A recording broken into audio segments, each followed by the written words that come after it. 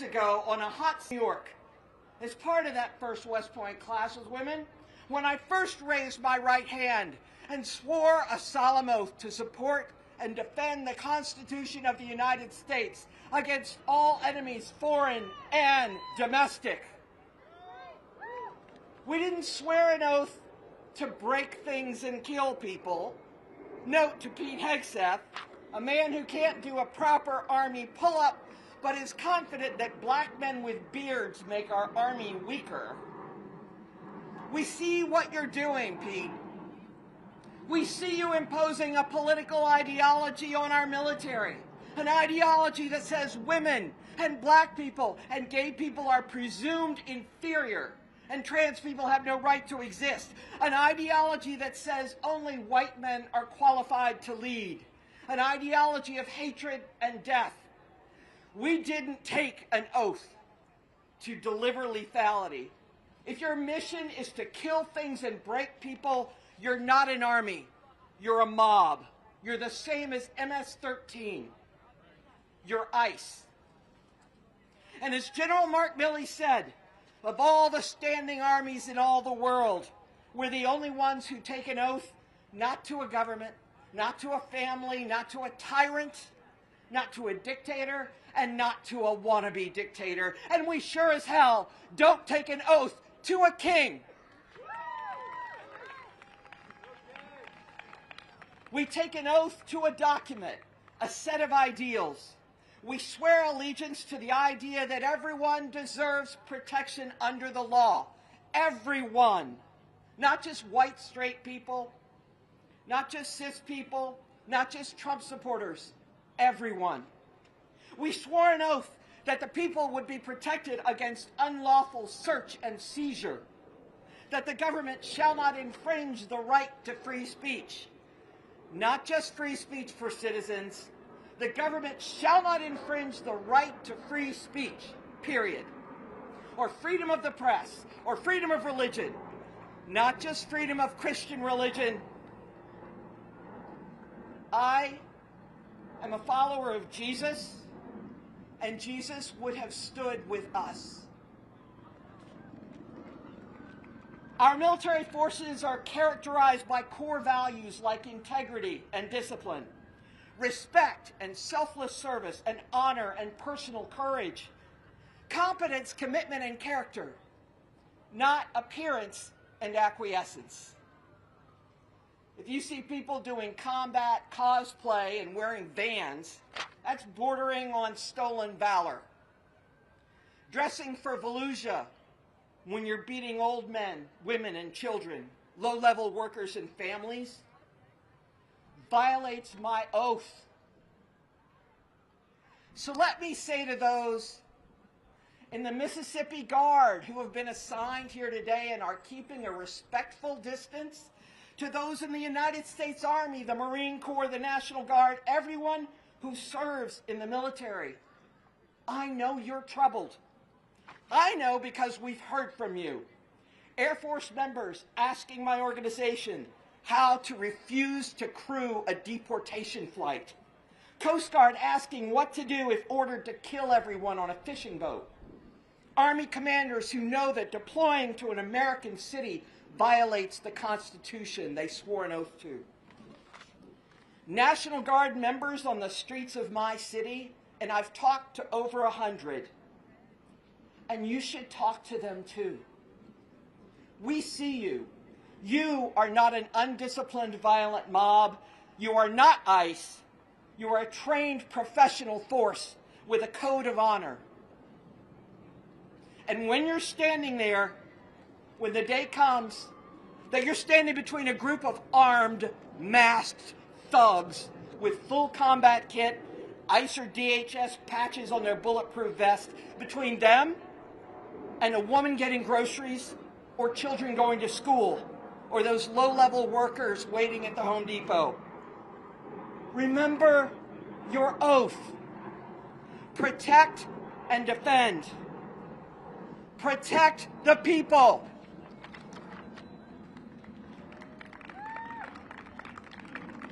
To all of you, I know we can get overwhelmed, we can be too angry to move. We can get tired, filled with despair. At that moment, I ask you to remember whose footsteps you have the privilege to walk in.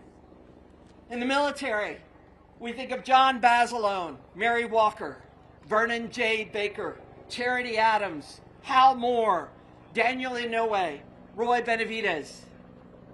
And we think of veterans Albert Cashier, Medgar Evers, Harvey Milk. Make no mistake, we walk in the footsteps of women suffragettes who fought for the right to vote, union supporters who fought to end child labor and 6-day work weeks, civil rights leaders. We walk in the footsteps of John Lewis and Andrew Young, Ella Baker and Fannie Lou Hamer, Cesar Chavez and Dolores Huerta, Marsha P. Johnson and Sylvia Rivera, Bayard Rustin and Audre Lorde. Remember whose footsteps you walk in. Then look down at your feet. Yes. Look down at your feet and take one step. Focus on the next thing and do that. We've been handed a sacred torch. It is a privilege and a burden. But those of us who took an oath, and all those of us who believe in the Constitution and the dream that is America, hear me. Hear me when I say, when you come for immigrants who have committed no crime, you come for all of us. When you come for trans people, you come for all of us. When you come for pregnant people, you come for all of us. For ministers praying for mercy, you come for all of us. When you come for children, you come for all of us. When you come for protesters or the press, you come for all of us. And we will stand. We will stand with strength and dignity and power, with love and peace and courage. When you come for our people, we will stand. Ain't gonna let nobody turn me round, turn me round, turn me round. Ain't gonna let nobody turn me round. I'm gonna keep on a-walking, keep on a-talking, march it up to freedom land.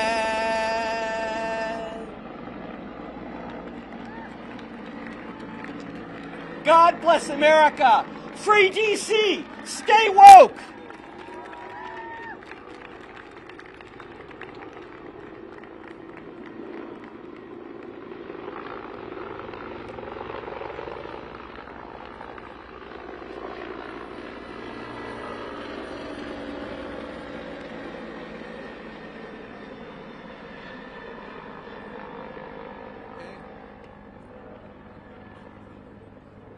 Promised that I would bring out this. You may not recognize it's got beer spelled on it, who knows what else, but it's the protest sign that I had back. It's the protest sign that I had back in 1973. It's still here. I'll give it to the Smithsonian.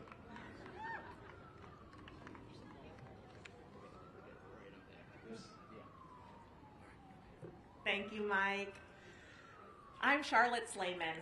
I'm a furloughed federal worker, a proud union member with NTEU 344, an organizer with the Federal Unionist Network, and an antitrust attorney at the Federal Trade Commission. But I'm speaking in my personal capacity today as a federal worker. I have been a federal worker for 5 years and have served under 3 presidents. Since January, we have been facing an unprecedented crisis here in DC. The federal government is being explicitly attacked by our political leaders, and very quickly, those threats turned into action. While the government shutdown has only been in the news for the last 2 weeks, we have been experiencing what feels a lot like a government shutdown for months now. The Trump administration has been illegally shuttering agencies like USAID and CFPB, pushing people out of the federal service with daily chaos and threats, paying people not to work, and announcing mass firings. All of this has been going on for months. Even when courts have blocked their illegal actions, which happens a lot, it has meant that the critical work of our government is not getting done. Civil servants take an oath to the Constitution, not to any particular political party or political leader. Civil servants must be able to call a spade without fear of retaliation. Our government depends on this institution of the civil service for the legitimacy of our law enforcement, our corporate accountability regulations, our science, and our standing in the world. Our generation has never seen such clear examples of what crony capitalism looks like until this year. Firing inspectors general, firing Democratic commissioners of bipartisan commissions, firing whistleblowers, pushing out career civil servants who have served under every president for the last 20 years. How can a government function if the president can just fire everyone who stands up to him? It can't. This turns government into a tool for corruption, a vehicle for exploitation of the people for the benefit of the president's golfing buddies. We can and must respond with a new revitalization of the civil service protections so that what is happening now to our civil service can never happen again. I believe hard times teach us something important. Trump's efforts to interfere with the independent civil service are making it so clear to everyone how critical those worker protections are. During the pandemic, we realized incontrovertibly how much we rely on each other and how much our fates are intertwined. You can't with a straight face say now that your health doesn't depend on the health of other people in your community. This federal occupation in DC is showing us that more police don't make us more safe. It's obvious to anyone going through this occupation. You see a photo of 10 officers in camo with AR-15s and school children weaving through them on the sidewalk to get to school. And you know in your bones that more police don't make us more safe. I wish that we could learn these lessons the easy way, from books or from teachers, but it seems we must learn them the hard way. But we must learn them. We must protect the Affordable Care Act so that people can have health insurance, not just for those people's safety, but for our own. That's what Congress is fighting for right now in the budget negotiations. We must get ICE and the National Guard out of DC so our communities can be safe and free again. We must restore an independent civil service and give federal workers our jobs back so that we don't have a government filled with the president's corporate cronies, so that government of the people, by the people, and for the people shall not perish from the earth.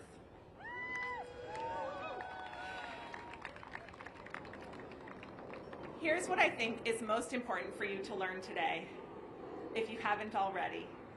Together, we are strong enough to win. I know it's easy to lose hope, which can stop us from taking action, but I am so full of hope. I have really big hopes, and I have 1,000 little hopes, and all of them are worth the fight. My really big hope is that we save the civil service. I have a smaller hope to save my own job, the jobs of my friends and colleagues. I have hope that Congress will stand firm against any stopgap budget that continues the president's lawless, draconian cuts of vital government programs. I have hope that ICE and the National Guard will leave my hometown of Washington, D.C. I have an even smaller hope that they will stop showing up at elementary schools during drop-off and pickup, or even just stop showing up at my son's elementary school. I am taking action on all of these hopes, small and big, and none of these actions are happening alone. For all of these hopes, I have found other people who have the same hope, and we are working together towards achieving them. I know that you have some hopes too. Think about what they are, and choose 1, choose 10, choose 100, but please reach out to someone else who might have that same hope and get started. We need you. Thank you.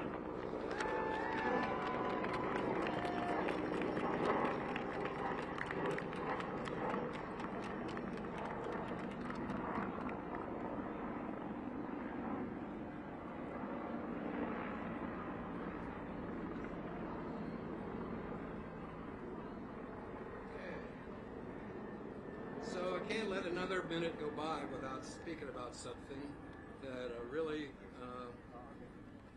made me angry, and that is, they said this is a Hate America rally, and tomorrow would be a Hate America. Nothing makes me more angry than that. Is this a Hate America rally? What is it? Save America. Love America. We are America. The point is, I know when I spent 34 years getting paid by the Marine Corps to serve this nation, I love this country. I didn't do it for the money, I did it for the country. I did it for the Marine Corps. So this will be a little interactive now. All right, so give me a U. Give me an S. Give me an A. What's that spell? Louder! We want to hear about we're at the White House. USA! USA! USA! USA! You can do better than that. USA!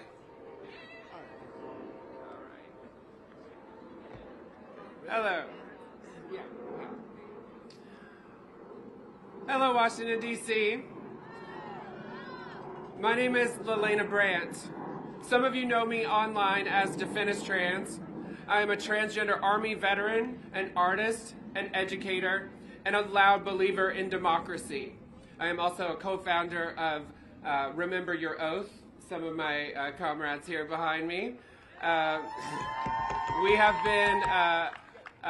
been partaking in a 24/7 vigil over at Union Station since August 25th, and we intend to remain there until this current regime stops misusing our military as political props and wasting over $1 million a day when they could spend a quarter of that and house every single unhoused person in this fucking city.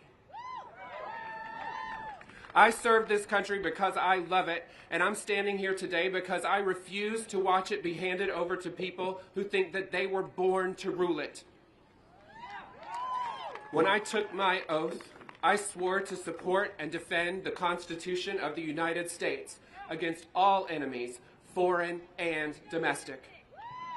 I did not swear an oath to a man. I did not swear loyalty to a party. I swore to an idea that every one of us deserves freedom, safety, and dignity. And that oath is being betrayed. This administration treats the Constitution like a prop, waving it in public while shredding it behind closed doors.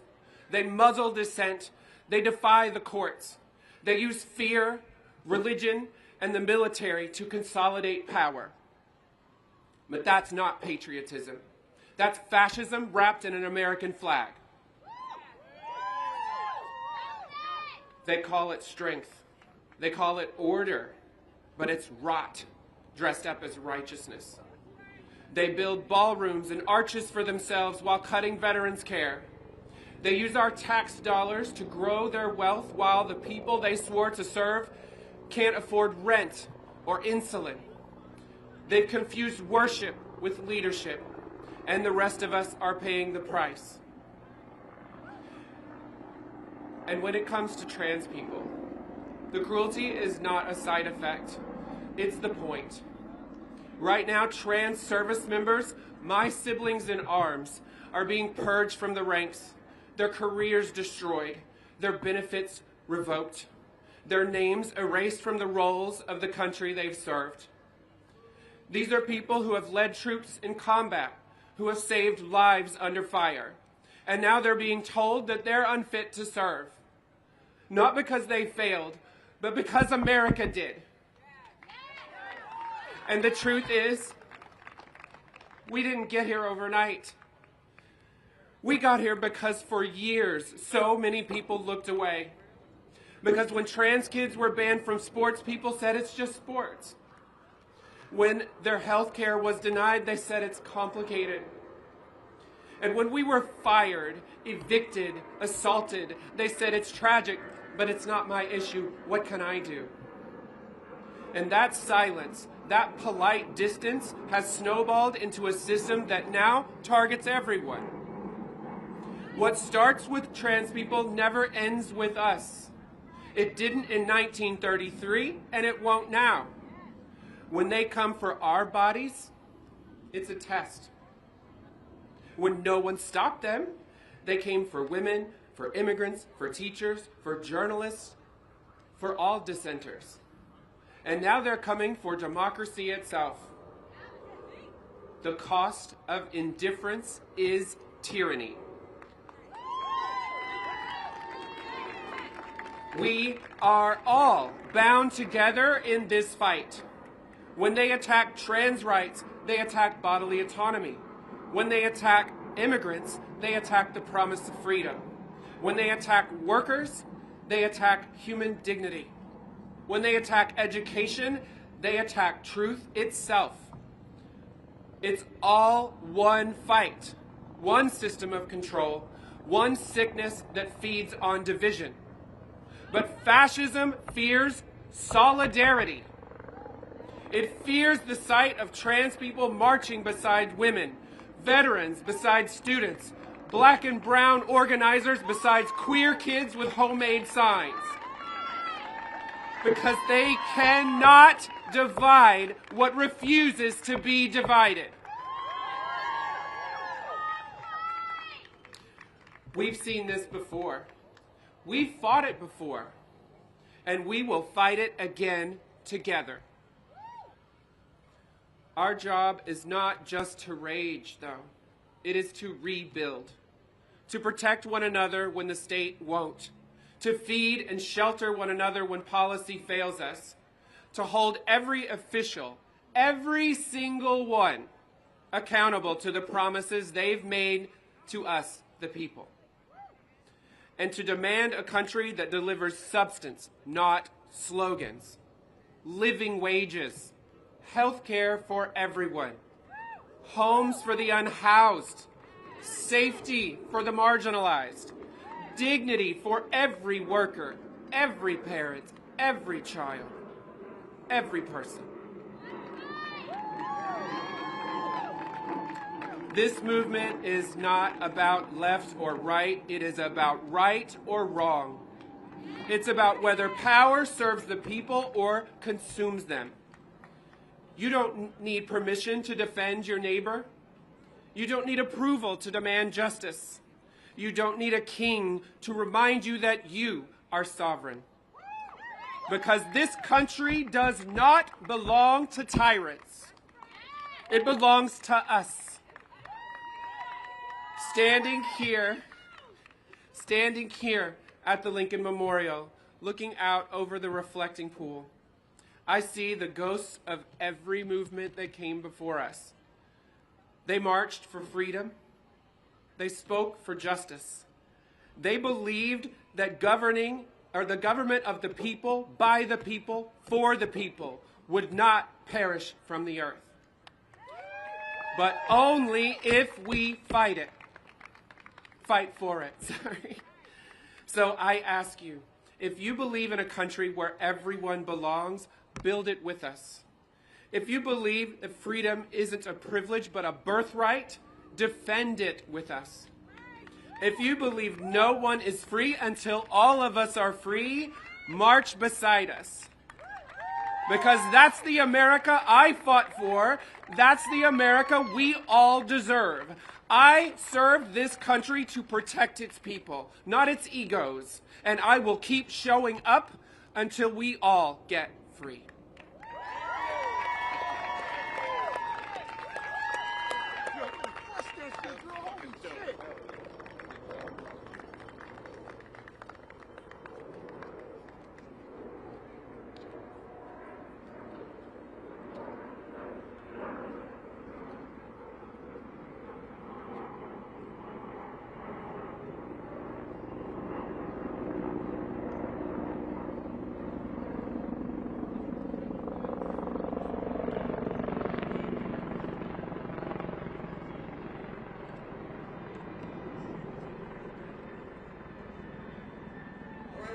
Wave to the helicopter. He's going to come around a few more times. Okay, the next one of our speakers, it's the Trump chain gang. Talking points and blurb. Introduction. To paraphrase North American philosopher duo Cheech and Chong, if it acts like a mob boss, talks like a Nazi, and smells like a racist, well then it probably has an office at the White House. Okay, and I'm going to turn this over to them. I'll come up on the stage.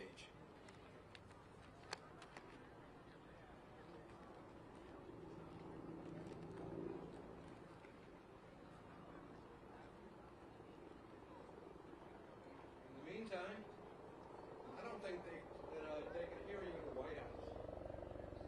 So we'll try USA again and see if it works out. Ready? USA! USA! USA! USA!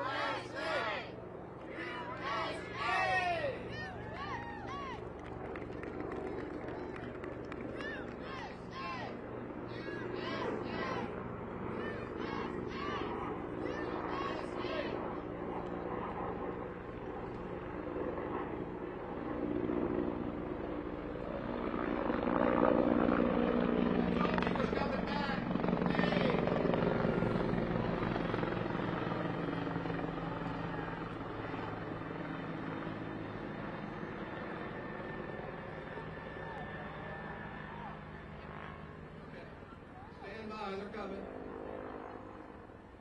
This is worth it. While we're standing here, I'll give you an interesting story back from the days of protesting up there on the Washington Monument steps. And in those days, this was after Kent State. And so there was a huge bunch of us around the Washington Monument. And of course, it was locked. There was a chain around it. Banging on the chain. And everybody was laughing. They'll never break that chain. So everybody was talking to each other and protesting. And all of a sudden, bang! The chain broke.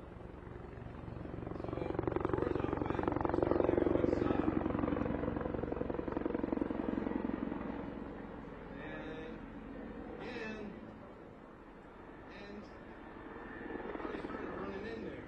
I stayed outside, but police cars came all over the place. People started running, boom, tear gas all over the place. And that was probably the worst I got. But the point is, we want to make these rallies non-violent. There was no point to that. It didn't help us. It brought the police in.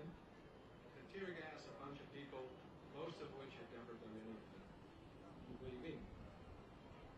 So, point taken, peaceful, empathy. And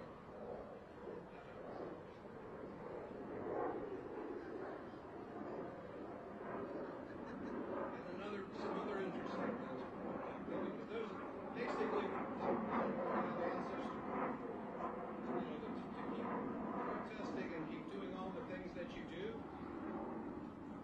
We've got to keep it up, and so we did too. And so there was a protest on July 4th, 1973 by the Yippies. Anybody know who the Yippies were? Yeah, okay, there's two of us. The Yippies were, that's right, they're the hardcore protesters. So of course, Mike had to go down there and join in. And it was a march around the mall, and we went to the Capitol. And me and a buddy were riding on a motorcycle, and we proceeded to ride up to the Park Police motorcycles, and luckily we didn't get arrested there. They sent us back. Then we stopped in front of the Capitol. So July 4th is a hot day in Washington. So we got out and we started diving into the pool right there in front of the Capitol. And they let us do it. You know, they had empathy for us of what they could have tear gassed us, they could have done a lot of things, but they didn't. They let us cool off and get out. So this works both ways, with the authorities and with the protesters. So just remember that. Are puppets here yet?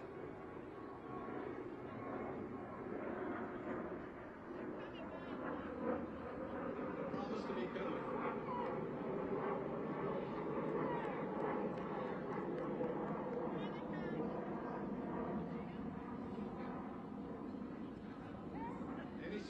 Any sightings?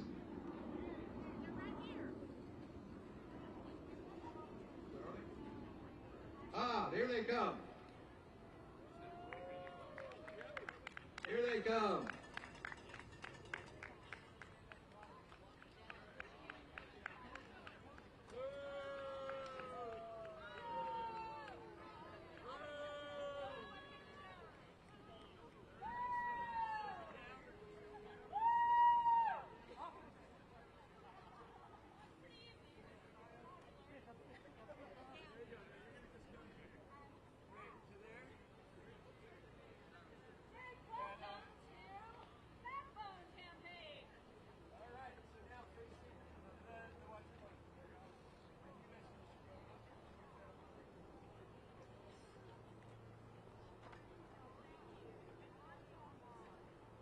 Hey, there he goes. Look. White top.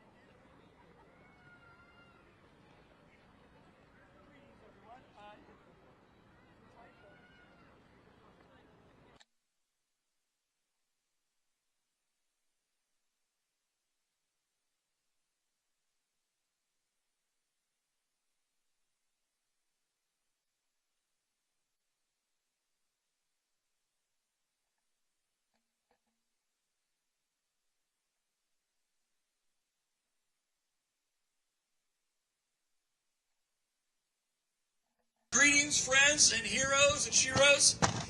At Backbone Campaign, we take undermining and dismantling of the Constitution, the very essence of what it means to be an American, extremely seriously. These tyrannical buffoons here deserve to be ridiculed. That's right. Their falsity, puny, petty, poisonous petulance, love alliteration, would be laughable if it were not so toxic to decency, empathy, and the pursuit of equal justice. The stuff that actually makes this country great. So we are not laughing. Our hearts ache, but we're not broken. The grief we feel is proof that their war on empathy has not and will not extinguish our capacity for compassion, love for our country, and commitment to justice. Though the grief a lot of us feel is real, we're not resigned or defeated. We are outraged and united in purpose and mobilized to remove these thugs from this administration and our government and rebuild our country. Backbone Campaign joined the Removal Coalition to help make sure that these corrupt and hateful bullies and their sycophant goons be held to account for the violence and destruction they have perpetrated on our country, the rule of law, and the very institutions that were established to provide for the security, safety, and general welfare of our people. Their betrayal to their oath to support and defend the Constitution are a betrayal of the foundational principles that bind us together as we the people. When Miller and company spew hate and threaten violence, criminalize protest, we're not quivering in fear or a fear of reprisal. Fuck that shit. From LA to Portland to Chicago to DC, we the people are countering their fear-mongering with moral courage and resolve. And yes, some humor too. Let's hear it for the frogs and the inflatables in Portland, huh? Yeah, the 5,000 people in the naked bike ride last weekend? Hell yeah. Yeah, those are really scary people. Oh, the place is burning. I just came from Portland. It's not burning. Their divide and conquer strategy to separate working people from each other, rural and urban, is not going to work. It will not mask their corruption and their disdain for democracy. And it will not protect them from accountability. The Removal Coalition is bringing diverse forces together. Backbone Campaign is proud to lend our artful activism, our experience, to amplify the call to remove these thugs, these liars, these kleptocrats from public office, and hold them accountable for their high crimes and misdemeanors, for declaring war on American cities, American values, and working people, and for their corrupt use of power to further enrich themselves and their billionaire sponsors. We will not be distracted. Today, you are witnessing the debut of the impeachment chain gang. We are marshaling art, humor, and creativity to show them their future. We are locking arms with our partners at Free Speech for People who are harnessing the constitutional power of impeachment to hasten their removal. That's why I hope you check out impeachtrumpagain.org. That's their website and the petition. It provides a legal roadmap and articles of impeachment to call out these buffoons for their high crimes and misdemeanors. Here are just a few of their 25 articles of impeachment. Donald Trump has committed treason by levying war against the United States, by mobilizing U.S. troops against civilians in an effort to instill fear in the civilian population, quell lawful political dissent, politicize our military, and usurp local and state authority. Boo! That's right. Through his orders to ICE, Trump has kidnapped, detained, and removed, without any due process, thousands of people who peacefully live in our country. With papers or not with papers, they are not criminals. These people have been stolen from the streets of their communities, moved from state to state to evade court oversight. That is some bullshit. Held without access to attorneys and family, and in some cases removed from the country and imprisoned in dangerous conditions in foreign countries in defiance of court orders. That is some more bullshit. Let's say boo. Trump has undermined the First Amendment, and he is now threatening to expand this scheme of kidnapping disavowed people and sending them to foreign prisons to include U.S. citizens. What do you think? Some more bullshit, right? Yeah, we are not cowed. That is bullshit. We have to defend the territory of free speech. We have to stand up. These people deserve to be ridiculed, and it is our job as citizens to ridicule tyrants. Lastly, Trump has abused the pardon power. undermining due process of law, and cost the American people more than $100 million in restitution that his pardoned allies will no longer have to pay back to victims and U.S. taxpayers. Just a quick picture.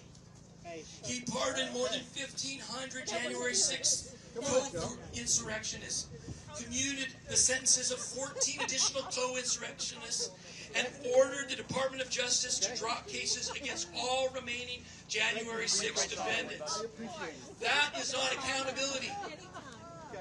These are just a few of the 25 grounds for impeachment outlined by the constitutional lawyers at Free Speech for People. You can read all of these grounds at impeachtrumpagain.org. Can you say that for me? impeachtrumpagain.org. Let's do that one more time.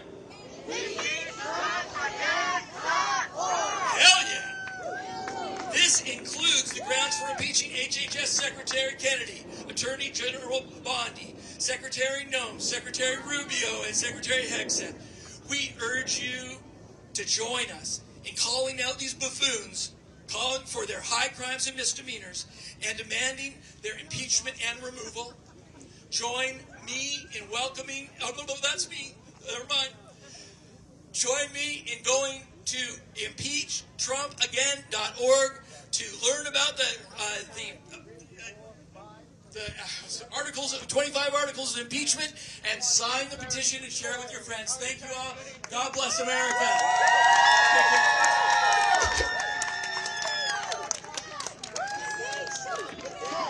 Impeach Trump again! Impeach Trump again! Impeach Trump again! Impeach Trump again! Impeach Trump again! Now these folks, they've got some duties to do. They've got to do some beautification. We've got some pickup sticks and some trash bags, so we're going to go and do our duty to the country. Okay, put up your work, right? Thank you very much, Removal Coalition, and all the organizers. We really appreciate being part of this. I'm Bill Moyer, Backbone Campaign. Check us out at backbonecampaign.org. Thank you all. Together.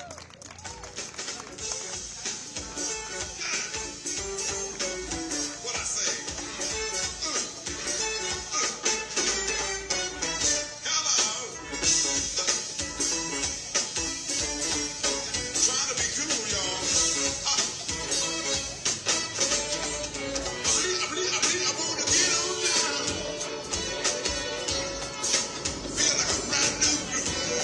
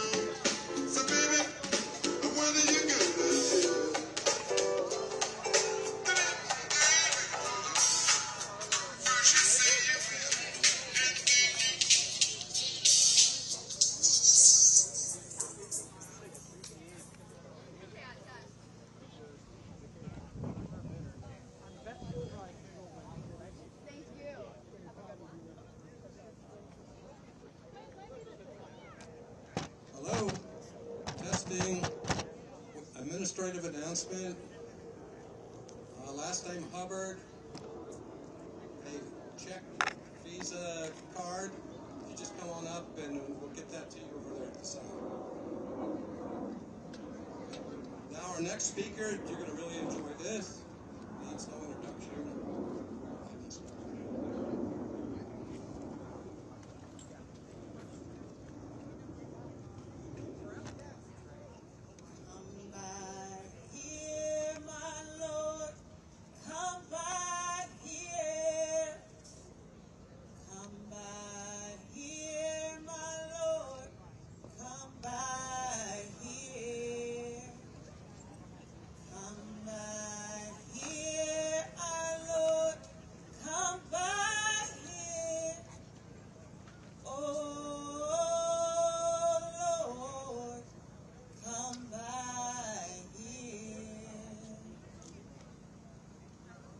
Dearly beloved, I am Reverend Dr. Stephanie Rose Spalding, and I am here on behalf of Politivist Action and the Movement for Freedom. And we are gathered here today on the eve of one of the largest single protests ever to happen in the United States. People from every hue, walk of life, and community are preparing to gather with friends, neighbors, and strangers in every state and even around the world to demonstrate with a unified message that the United States of America has no king.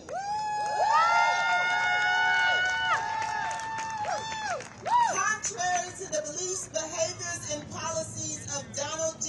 Trump, we are still, in fact, a democratic republic. Governed by the people and for the people. And the power lies with the people. It is true, our democracy may not be perfect, but it still exists. And we will fight for the life of it. As my sister in solidarity, the Honorable Cori Bush, will say, democracy is not just one, but it is maintained by those who resist and refuse to give up on freedom. And we are here doing just that, refusing to acquiesce to a president and his cronies who are beyond derelict in duty and need to be impeached and tried for treason. If you have been paying attention, then I don't have to reiterate the myriad of ways this administration has our democracy on life support by attempting to obliterate all forms of checks and balances, weaponizing the Department of Justice, alienating our allies, and turning neighbors against neighbors. National Guardsmen, whom we employed and trained to be mitigators of crises, now incite consternation and fear in fellow citizens and have become the pseudo-private army of a wannabe dictator. Immigration and border agents who we have hired with our tax dollars to ensure safe and welcoming immigration processes are swiftly becoming the most organized perpetrators of human trafficking on American soil. No, I don't have to reiterate these things because each of us in different acute ways are feeling the impacts of this administration's draconian policies in our everyday lives. It is why we have come. Some of us out of the shadows, never having participated in a protest, march, or rally before, but who know that history will record and remember where each of us stood when all hell was breaking loose upon the planet. Others, whose every moment of being is an act of resistance just because we are alive in a society that dares us to breathe. Yes, we are too aware of the trumpery we are being peddled to undermine freedom, peace, justice, and safety. Yet I still ask, why are we here today? Why, in this exact moment in time, are we gathered on the planet doing these things? If our response to this question is that we have come together only to articulate a resounding no to the direction in the course of human events that we find ourselves in, then we have come in vain. Emerging in this moment merely to say we do not like what is being done to us is an exercise in futility because fruitfulness does not emerge merely from negation. Purpose-filled living is generated from affirmation, intentionality, and envisioning. So even as we stand here resisting and saying that we must reject regression, authoritarianism, and hate, we must ask ourselves, what are we affirming? Who are we becoming? What are we living into? And in order to get there, we must wrestle with how we have allowed ourselves to be in this dangerous position in the first place. The truth of the matter, Trump is a monster of our own making. Beloved, if you are like me and my brothers and sisters in the movement for freedom, then we are not just resisting so that we can hold on to the status quo at our own demise. We are organizing and taking to the streets because we refuse to stay stuck in a past that is no longer conducive to humanity. Quite honestly, it never has been, and people are crying out. People are finally waking up, and I am just going to proclaim this right now. I am fucking woke. What is the alternative? Walking dead? Sleepwalking? Wake the fuck up!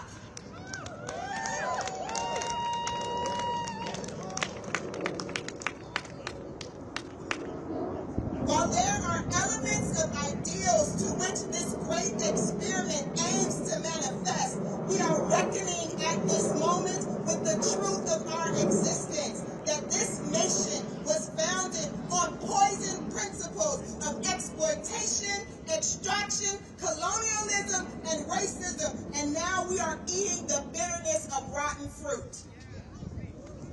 America's demonic covenant with dehumanization and an exploitative economy rooted in practices of genocide and slavery for some and meritocracy and exceptionalism for others is, as our departed brother Malcolm has shared, the chickens coming home to roost.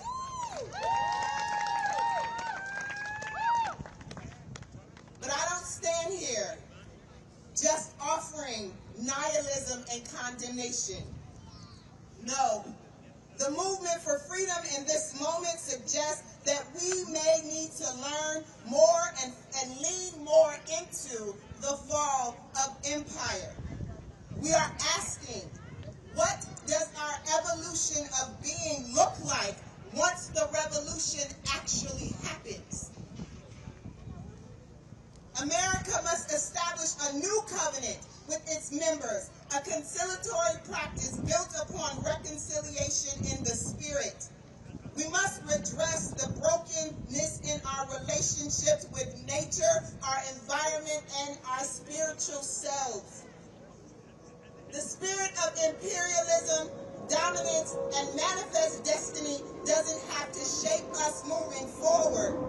For now is the time to renew a right spirit within us. Brothers and sisters, change is happening. It is painful, it is scary, and sadly, all who invest in it will not be here to reap the reward of the seeds we plant and nurture for future generations, but we must plant the seeds. Nonetheless, we must decide at this moment how we lean into it and what we commit ourselves to being on the other side of it. For like every caterpillar that lays down its life to become a butterfly, so too must we.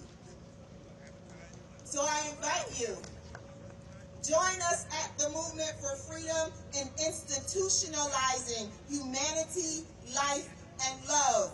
If we can institutionalize racism, sexism, capitalism, imperialism, we can institutionalize human dignity.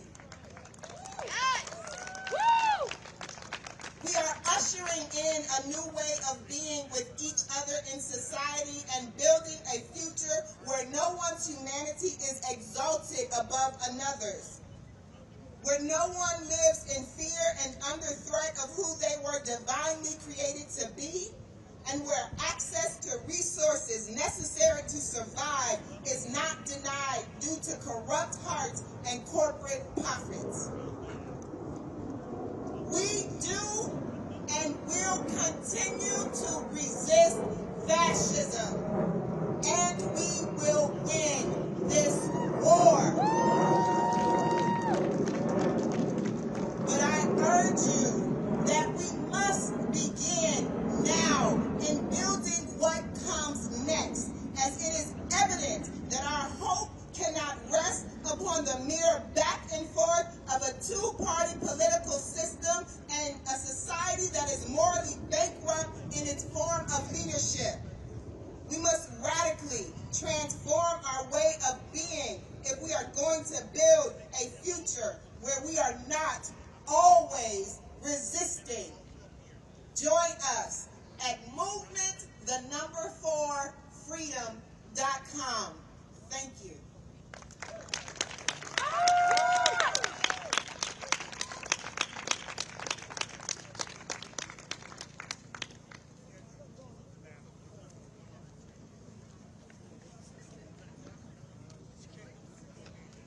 Okay, we're here with a famous, infamous person on the internet. How many people follow him wherever he goes? Give him a yell, man. Appreciate that. Yeah. I do. And behind you. So we turn it over to you for the remarks now. What's up, DC? First of all, we can't fucking fight this guy if we're dead. And you sound dead. What's up, DC? Since we're standing in front of the Lincoln Memorial, let's talk history. The framers of this Constitution, the framers of this country, they came from a monarchy. They bared witness firsthand to what a tyrant looks like, and they were adamant. If you go read the debates between the Federalists and the Anti-Federalists, if you go study how the Articles of Confederation came to be, if you read Madison, you're going to find out one of their key concerns one of the things that worried them the most was using the army against the people. That was what they believed was how a tyrant became a tyrant and a king became a king, was to turn the army against the people. For example, the Second Amendment was not about personally owning firearms, despite the NRA convincing politicians of that so we can ignore dead children in schools, but I digress. The Second Amendment was always about this fight between Federalists and Anti-Federalists to ensure that a standing army could not overturn a state's sovereignty. That's what it meant. It was always about preventing a king from happening. So, let's fast forward to where we are. What's happening right now? The National Guard was sent to LA first, and then the active duty Marine Corps was sent to LA. And then the National Guard was sent here to DC. And now they're trying to send the Texas Guard to Illinois. This is not a fucking accident. It is on purpose. This is the blueprint. They're doing it for a reason. It's the agenda of how a king becomes a king and a tyrant becomes a tyrant. And I need everybody to recognize that. I hear these arguments online. They're trying to do this. They're trying to make a fucking king. They're trying to overturn a democracy. And you better be a lot more pissed off about it than you currently are.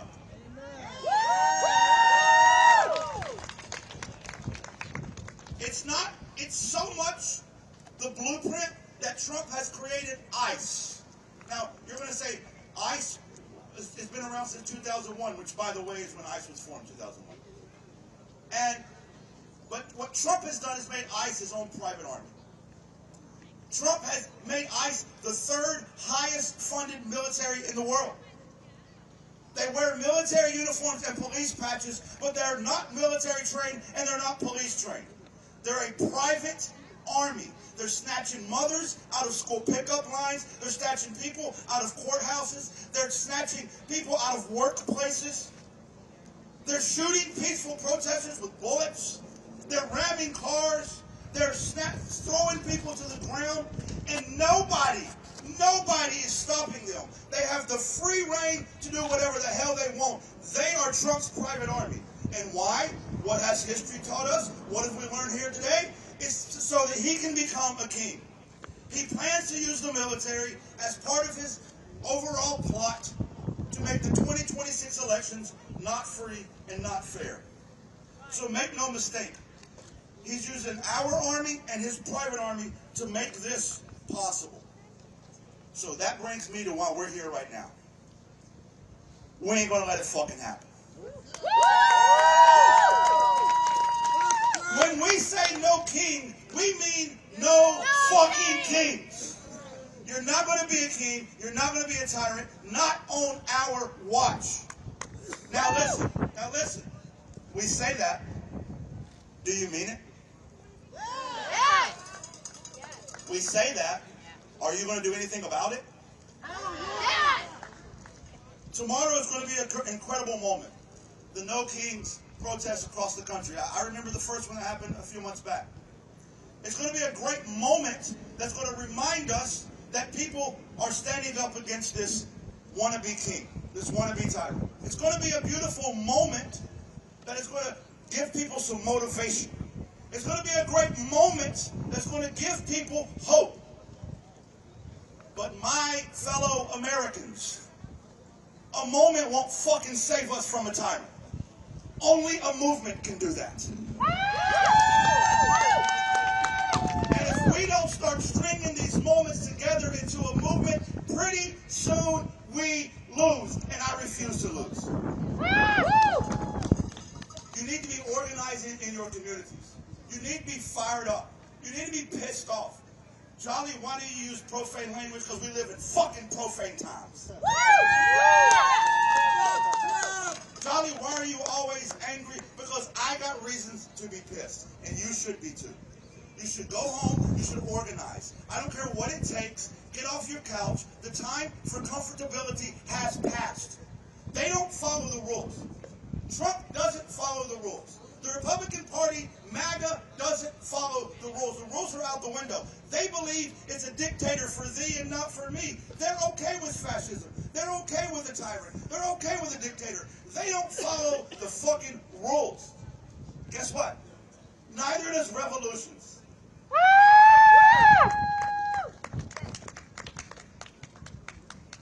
My bad, y'all didn't hear me. Mic's off. Neither does fucking revolutions. If we don't get pissed off and mean it, guys, we lose. You can be here all day. You can come to these rallies. You can do whatever you want. These moments won't save us. We need a movement. We need a revolution. You got to get up, get out, and drag your neighbor with you. Fuck Trump. No king. Thank you.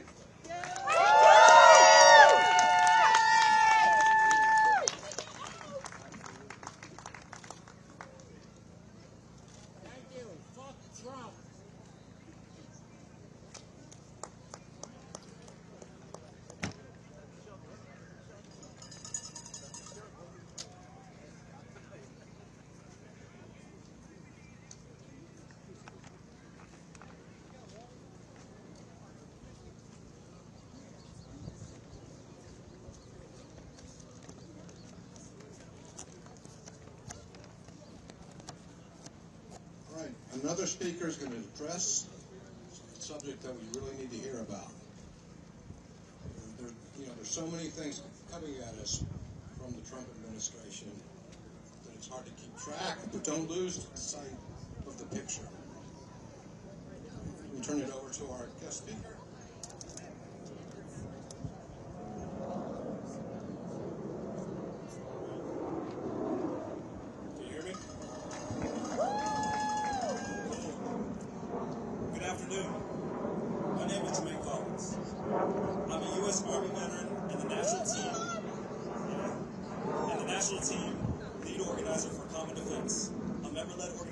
Of progressive veterans who span every state and beyond. When I used to wear the uniform, I did so with pride. I served this country because I believe in the promise of freedom, equality, and democracy. These aren't just words to me. These are values I believe. These are values I believe in, and they're values I think are worth defending. But what I've seen happening here in D.C. and in other cities around the country is not in the defense of freedom. It's the slow, deliberate dismantling of it. Let's be real for a second. The occupation of Washington, D.C. by the National Guard, our siblings in uniform, is not about security, it's about intimidation. It's about silencing the voices of the people who are dismantling justice, dignity, and change. When the military is deployed against its own citizens, we don't call that freedom. We call that authoritarianism. I didn't risk my life overseas to come home and see armed troops walking around the streets of my city, my home.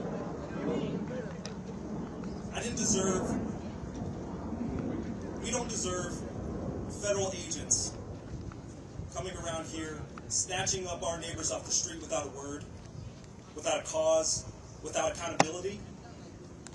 ICE, Border Patrol, and other federal agencies have been operating like secret police, targeting immigrants, activists, and everyday people, tearing families apart, tearing communities apart.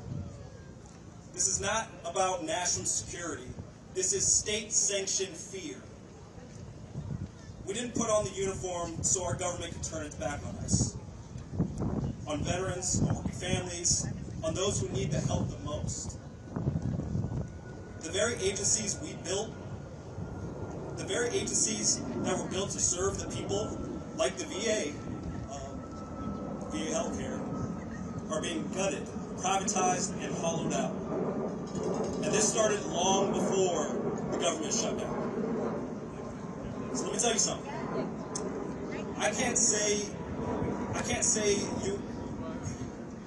You can't say you support the troops and then dismantle the one place where veterans go to heal. It's not justice. It's not justice.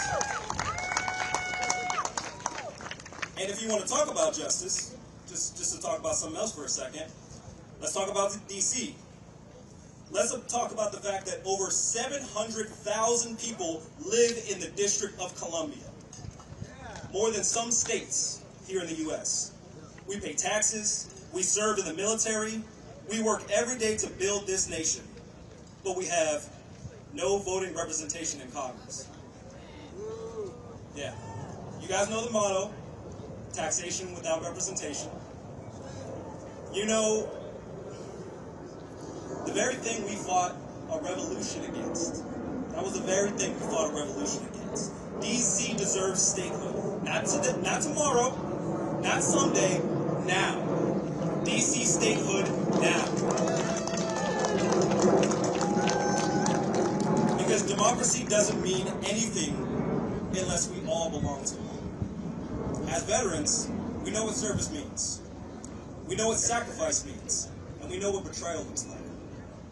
This country has turned federal agencies against its people. Not this country, but this administration. That guy right there, those guys over there. It's not just a failure in policy. It's a moral failure. It's a failure of character, and it's a failure of humanity. We didn't sign up to be used as pawns in some political game. We signed up because we believe in something bigger than ourselves. Now we're standing up. Not as soldiers, but as civilians, as citizens, to say the mission has changed. The fight is right here at home. The fight for justice, the fight for dignity, the fight for democracy, and the fight for each other, for our communities. We demand the end of the military occupation of our cities. We demand the end of the secret police and ICE terrorizing our neighborhoods. We demand the full funding, not dismantling, of the services that we earn and the services that we need. We demand statehood for DC. We demand statehood because our democracy is incomplete without one. So, I'll say this in closing. Ladies, gentlemen, and everybody else on that technicolor spectrum of what we call humanity, this is our country. This is our home. These are our rights, and we will not stand idly by while this regime tears everything apart that we hold dear. It's time now. It's time to stand up. It's time to fight back. Join us in this fight, and fuck Trump.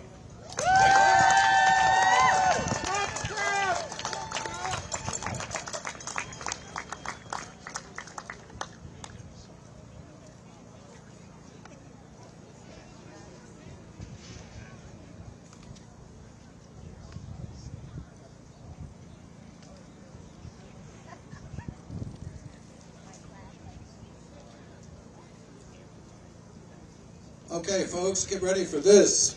Here's Randy. He's going to come up and wow you. Hey everyone, how's everyone? Good. Thanks for being brave with us here today. So, got my speech. Don't know who I am without this. My name's Randy, and I'm one of the founding members of FLAIR. FLAIR is for Liberation and Resistance Everywhere. We take that E really seriously. So I want to take a second to thank the amazing team for putting on this weekend, especially Indivisible, 5051, and 5051 DC, Common Defense. So the folks at FLAIR, we've occupied that space since May 1st, maintaining a 24/7 presence. And we're made up of people from all around the country, some of whom had quit their jobs and left their lives just to come here. So they've given up holidays and birthdays and first days of school to help fight for our country. And we haven't been able to do this without some really great partners. With the Removal Coalition, Harriet's Wildest Dreams, Sons of Liberty, Citizens Impeachment, our friend Cliff Cash, who we wouldn't be here without, and 5051. And right now I want to let everyone know that we do need to keep up the momentum. So Flare, Removal Coalition, Remember Your Oath, and a number of other partners are going to be having an event 11/22, September 22nd, that's going to be capped off and headlined by Dropkick Murphys. Woo! Right? I know. We're also joined at Flare by a group of veterans that Remember Your Oath, so I want to thank Lainey, Matt, Rig, and Jolly for bringing everyone here with them and for hitting the streets with us. And as many of you know, the Flare encampment was raided on October 3rd by National Park Police. Illegally took $20,000 worth of our stuff, put it in a warehouse, and hid it from us for a few days, and then let us come get it. So no, and they, So we were met. So we want to thank DC for their kindness and their openness, and for the past 160 days in supporting us down there. So Flare was founded on the principles of nonviolent direct action. What that means is we're not going to sit idly by and watch fascists destroy everything that we've worked for. We go where the fascists are.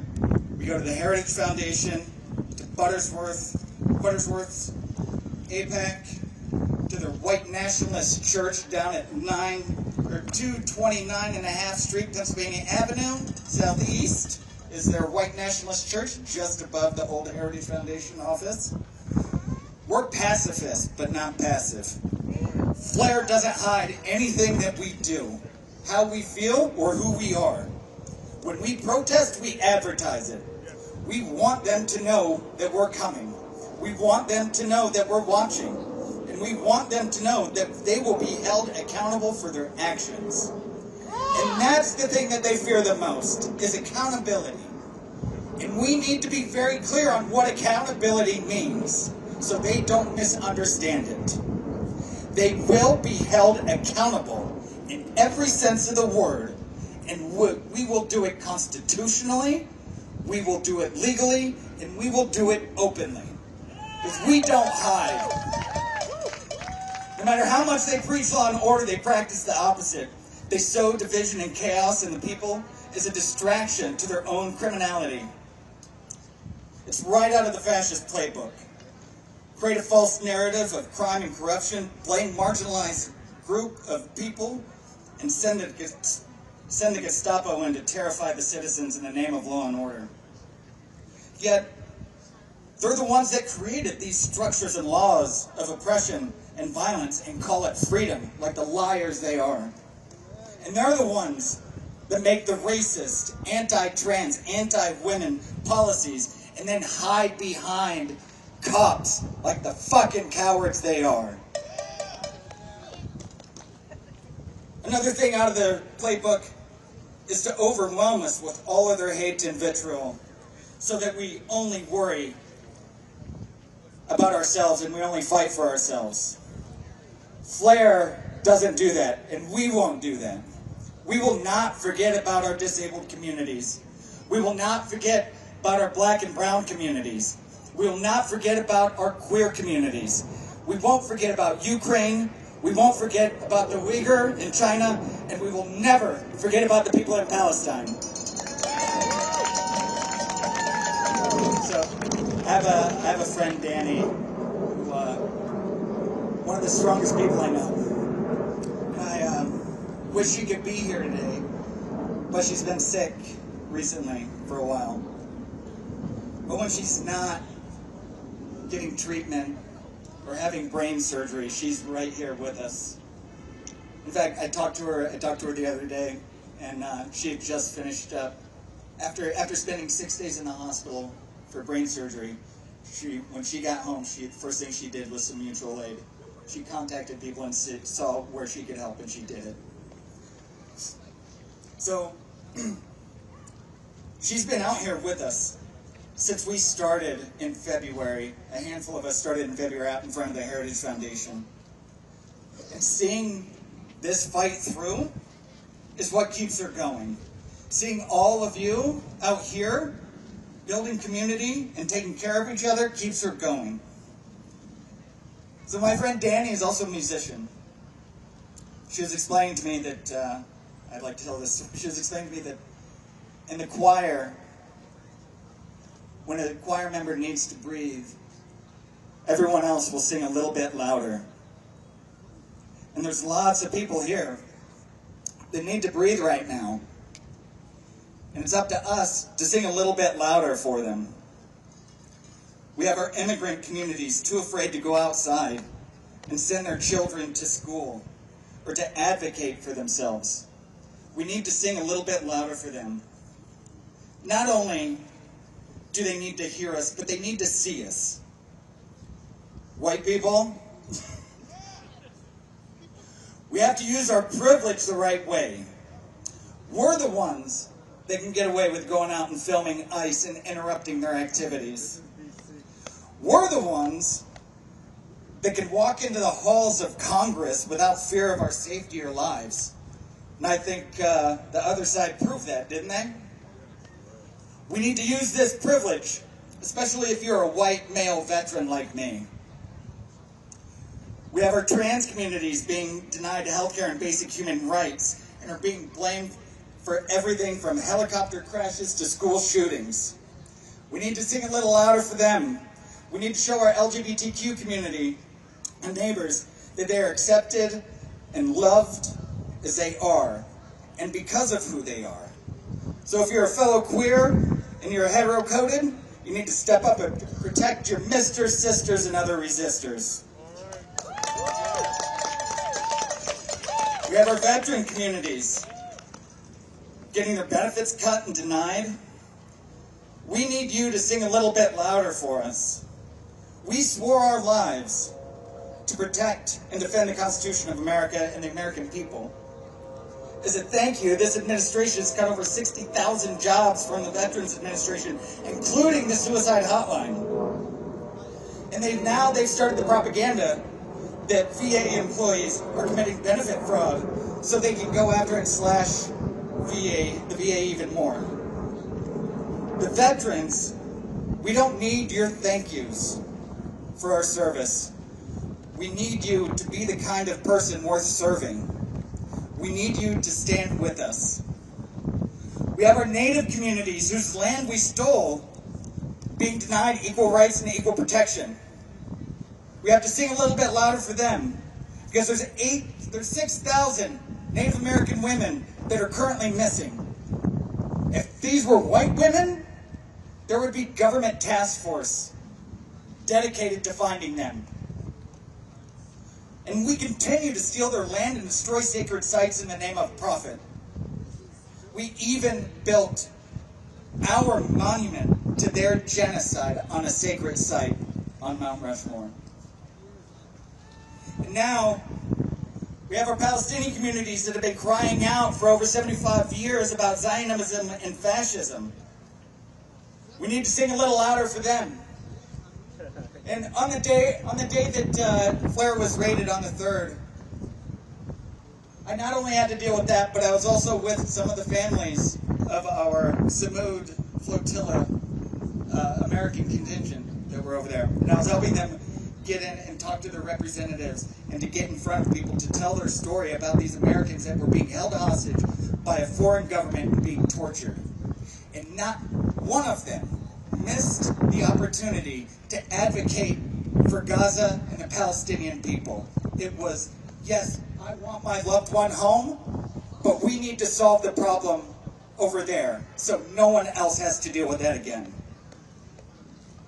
So our Congress has enabled Israel to murder 68,000 Palestinians, most of them women and children, since 2023. There's an American teenager from Florida named Mohammed Ibrahim, currently in an Israeli prison. He's 16 years old, being charged for whatever they want to charge him with. He's from Florida, and he's currently in an Israeli torture prison. And we haven't heard one word from his senators, from his representatives, or from the State Department. They don't care about Palestinians, and they don't care about their constituents. They only care about AIPAC money. And this is not about Israeli security. This is a Palestinian genocide. When we formed FLAIR, we all put an emphasis on that E. So we're not free until we're all free. So right now, I need to sing a little bit louder. I need to sing a little bit louder for my friend Danny, who can't be here today. I need to sing a little bit louder for our immigrant communities. I need to sing a little bit louder for our trans and queer communities. I need to sing a bit louder for our veterans. Sing a bit louder for our native communities. And I want you to sing really loudly for our Palestinian communities. So, thank you all so much. Free DC, free Palestine. Our day will come. Thank you.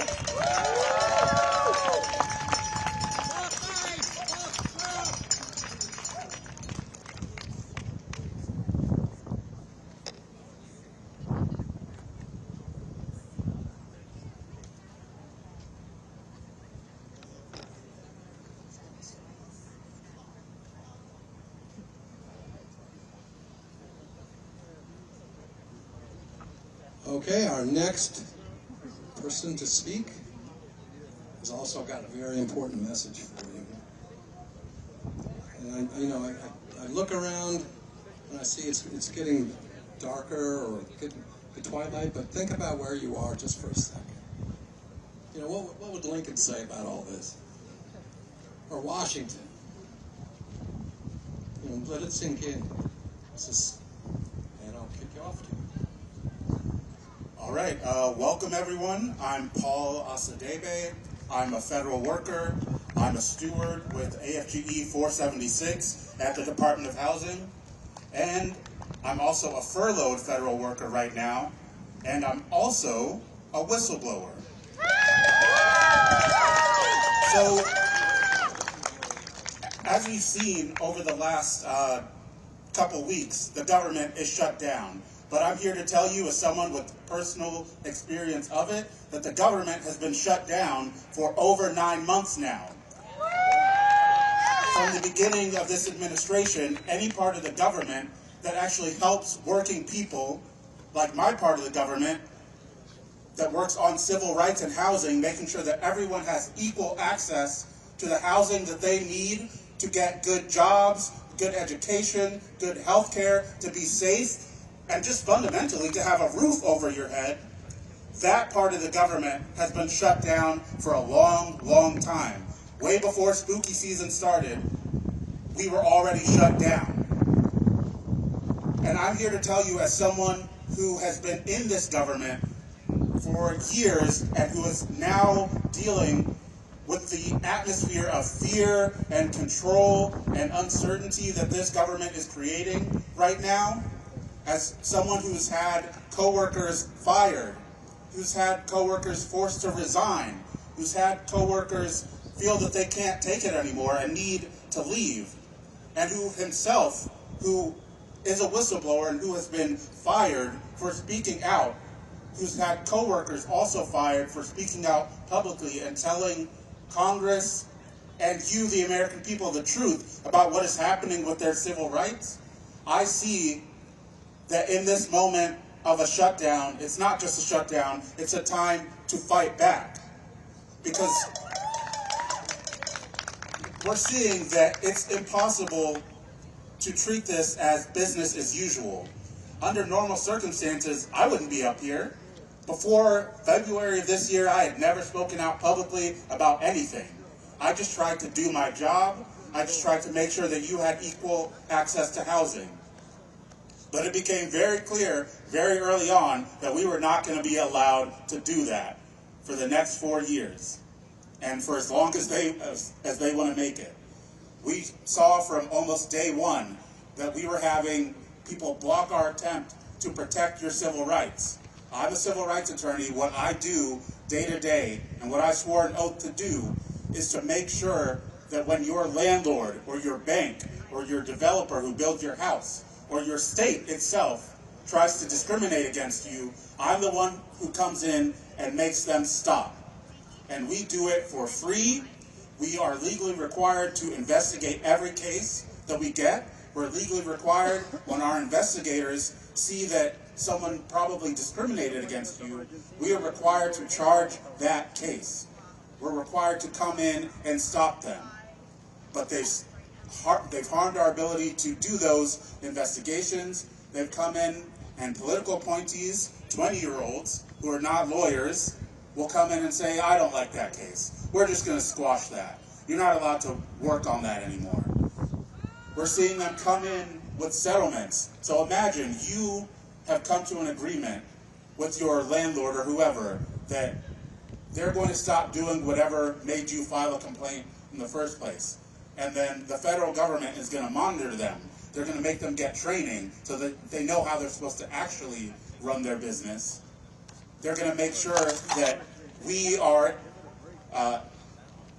making sure that we are monitoring what they're doing so that they don't discriminate against you in the future. Imagine some 20-year-old saying that we're just not going to do that anymore. That doesn't align with administration priorities. So we're just going to stop that. And then you're just left on your own with no one to help.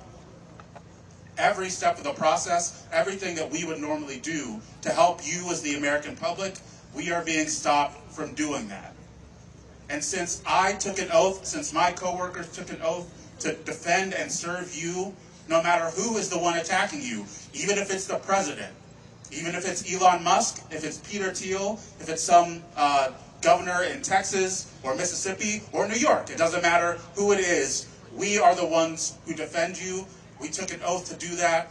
And in this moment of these endless attacks, these attempts to get rid of any capacity for the government to do anything that actually helps you, for them to have the ability to just weaponize the government, to turn it into nothing but a weapon.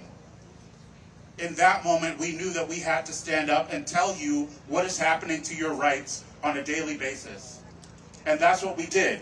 We went to the public, we went to the media, we went to Congress, we put our names on it. We're not going to let them say that we're leaking anything, that we're hiding anything. They're the ones who hide stuff. They don't want to tell you what they're doing. If you ask them, they'll say, oh, we're fully enforcing all your rights. That is not true. And we had to tell you exactly how that's not true. And we saw from their response what their priorities actually are as an administration.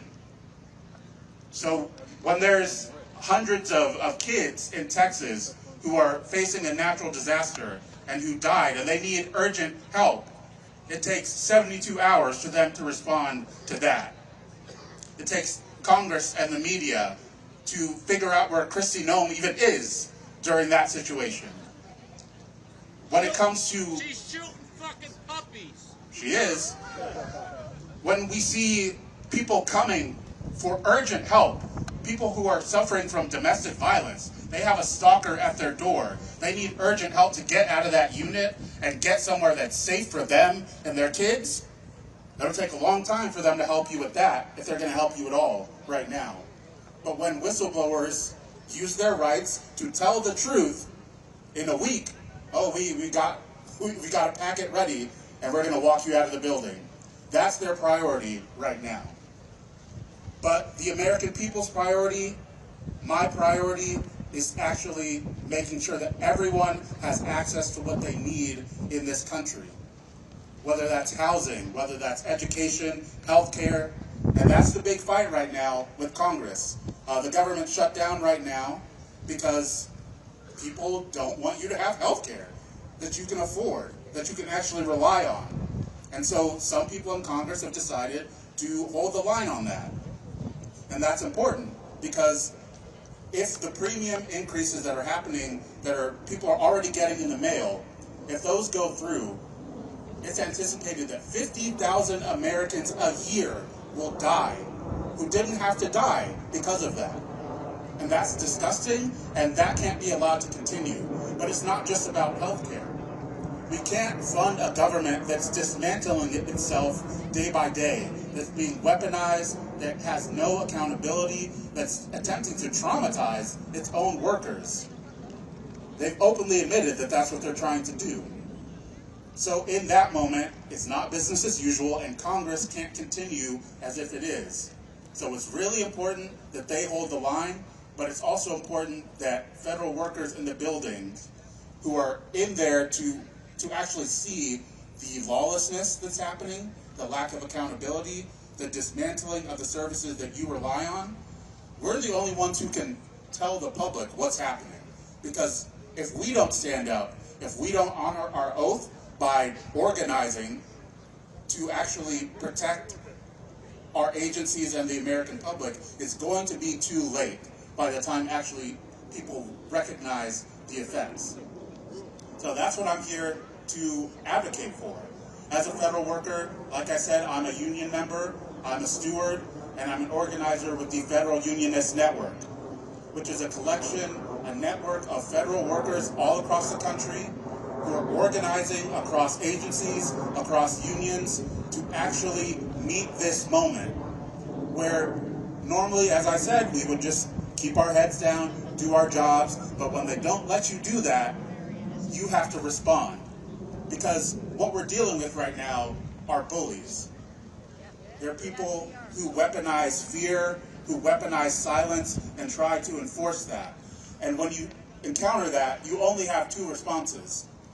You can lay down and let them continue to take your lunch money day after day, because when they recognize someone who lays down, they don't back off. They say, that's someone I can take advantage of. That's someone who I'll ask him for double the lunch money the next day. And that's what we're all facing as a country. So that's one response, and unfortunately a lot of people are trying to do that, keep their heads down. But as I've seen, as someone who works in a federal civil rights agency, I know that I cannot afford to keep my head down and think that that is going to save me, or that's going to save the people that I serve. That's not how this is going to turn out. So the other response is to organize. It's to build the power among all the people who think that this is wrong, who are looking for someone to come and save them. There's no one coming to save you, it's you. And you do have the power to do it, but not alone. Only when you organize through a union, through your church group, through your community groups. Just get out there, find the thing that you care about, that you cannot see yourself letting go. Organize with the other people who care about that to defend it. And there's many different ways you can do that, but if you're a federal worker or someone who supports federal work, who relies on federal work, which I think is all of us, then you should join the Federal Unionist Network, you should join your union, you should join whatever group is doing something right now, because it's very clear where we're going if we don't all stand up. And I do not want to go there, I don't intend to go there, I won't go there. So I need you to join me in going somewhere else, somewhere much better, somewhere where we actually want to be. A place where federal service is about actually making sure that all people, regardless of who you are, get what they need in this country. And it's going to take a big, big movement, not just one day. Even though you're all beautiful, I love to see you here, it's not going to be just today that does it. It's going to have to be tomorrow, but not just tomorrow, every day after that, actually building institutions that can stand up against fascism, because that's what we're dealing with. And I think we can get there. I think it'll take you, every single one of you, and all of our neighbors, but I believe we can get there. I took an oath, and what it means in this moment, to me right now, is to build the type of society, the type of workplace, the type of co-workers and institutions that can get us there, and I hope to see you there.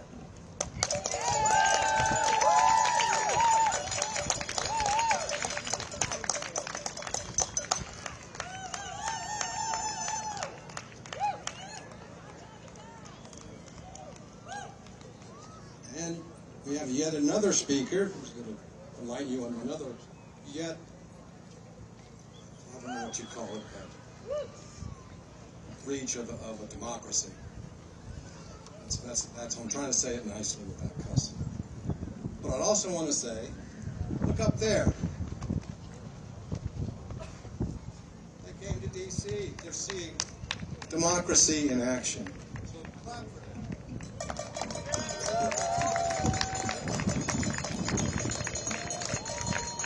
This is what democracy looks like.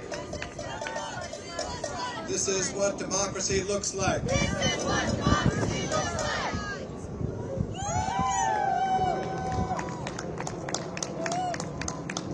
Bring it in, y'all. Bring it in, bring it in, bring it in. Come on, let's show them some unity. We're going to talk about unity, but let's start with everybody coming a little bit closer if you can. Come on, come on.